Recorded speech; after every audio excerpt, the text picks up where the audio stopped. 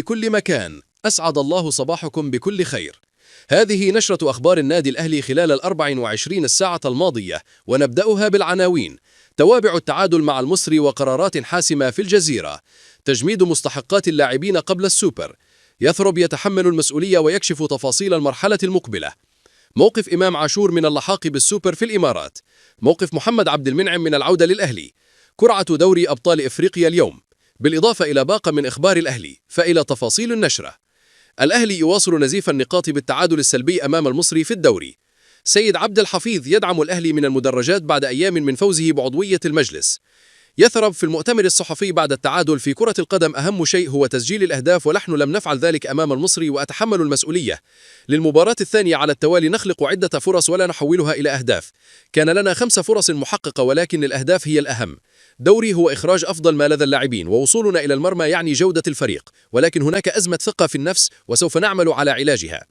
محمد بركات: مباراة المصري من أفضل مباريات يثرب، والأهلي قدم مباراة جيدة، ولكن المشكلة في إنهاء الهجمة، وهذه هي ضريبة رحيل وسام أبو علي، والأهلي يحتاج إلى 2 مهاجمين خلال انتقالات يناير. النادي الأهلي يقرر تجميد مستحقات جميع اللاعبين بعد النتائج السلبية للفريق خلال الفترة الماضية. إمام عاشور يتواجد في الجيم منذ 3 أيام ويواصل برنامجه التأهيلي، ومن المقرر أن يخضع لتحليل جديد اليوم، لكنه لن يشارك في مران الفريق. المباراة المقبلة للأهلي يوم الخميس في السوبر أمام سيراميكا كليوباترا الساعة 5 مساء. تغادر القاهرة اليوم متجهة إلى الإمارات للمشاركة في السوبر المصري.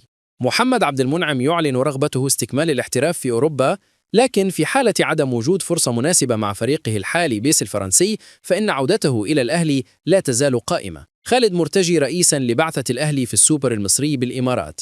الجهة الإدارية تعتمد نتيجة انتخابات النادي الأهلي. اليوم الاثنين أول اجتماع لمجلس إدارة الأهلي الجديد.